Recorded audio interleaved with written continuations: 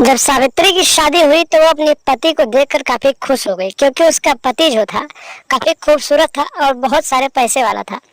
जब उसकी शादी हुई तो वो अपने पति के घर गई। उसके पति का नाम सुरेश था। सुरेश के पास रहने लगी। दोनों की जीवन अच्छे से कटने लगी। सावित्री की शादी को हुए लगभग 15 साल हो गए। 15 साल में उसे एक बेटा था जिसकी उम्र लगभग 11 साल थी। उसका बेटा पढ़ने लिखने जाता था और उसका जो पति था कहीं ना कहीं पैसे कमाने के लिए परदेश रहता था। इसी तरीके से काफी दिनों तक जब उसका पति परदेश रहने लगा था तो धीरे धीरे सावित्री की चाल ढंग बदलने लगी और फिर वो अपने पड़ोसी से इश्क कर बैठी और इसके साथ रातें रंगीन भी करने लगी।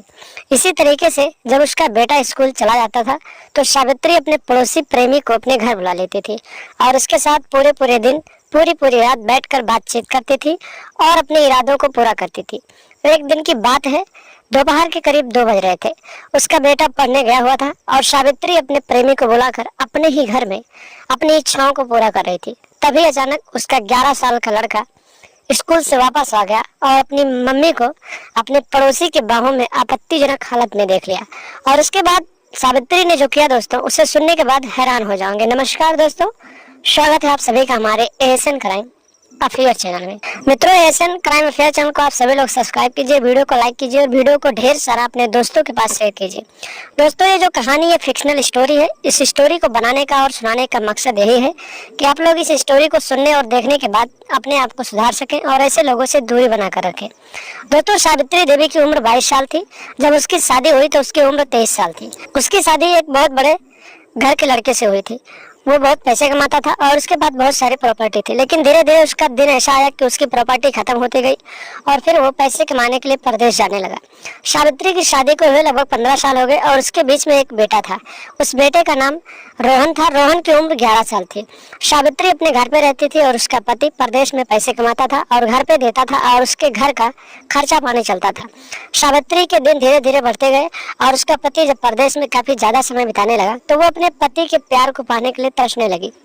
एक औरत होने के नाते उसकी भी मनसा करती थी, उसकी भी इच्छा होती थी कि वो अपने पति के साथ रहे, लेकिन उसका पति पैसे के लिए परदेश रहता था। और सावित्री का कदम बहकने लगा और फिर वो अपने पड़ोस में रहने वाले एक बेहद ही हैंडसम और बेहद ही खूबसूरत पड़ोसी के साथ प्यार करने लगी और उसके साथ अपनी इच्छाओं को पूरा करने लगी। जब उसका बेटा पढ़ने के लिए चला जाता था तो सावित्री अपने पड़ोसी को अपने घर बुलाती थी और उसके साथ पूरे दिन मजे लेती थी।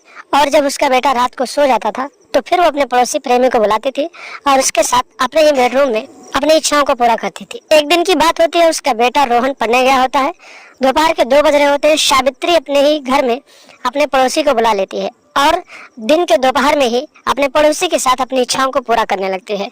काफी देर तक ये दोनों एक दूसरे के साथ घर में रहते हैं और प्यार मोहब्बत करते हैं। तभी अचानक उसका बेटा रोहन स्कूल से वापस आ जाता है और जब रोहन आता है तो देखता है कि उसके घर का दरवाजा खुला था और सीधे अपने घर में चला जाता है। जब वो अपने घर में जाता है तो देखता है कि उसकी माँ जो होती है अपने पड़ोसी प्रेमी के साथ अपने बेडरूम में आपत्तिजनक हालत में होती है और उसकी बाहों में होती है। जब रोहन इतना सारा नजारा देख लेता है तो उसकी माँ जो होती है अपने बेटे को कहती है कि बेटा, ये तुम्हारे अंकल हैं पड़ोस वाले और ये आए थे, कुछ काम था इनको।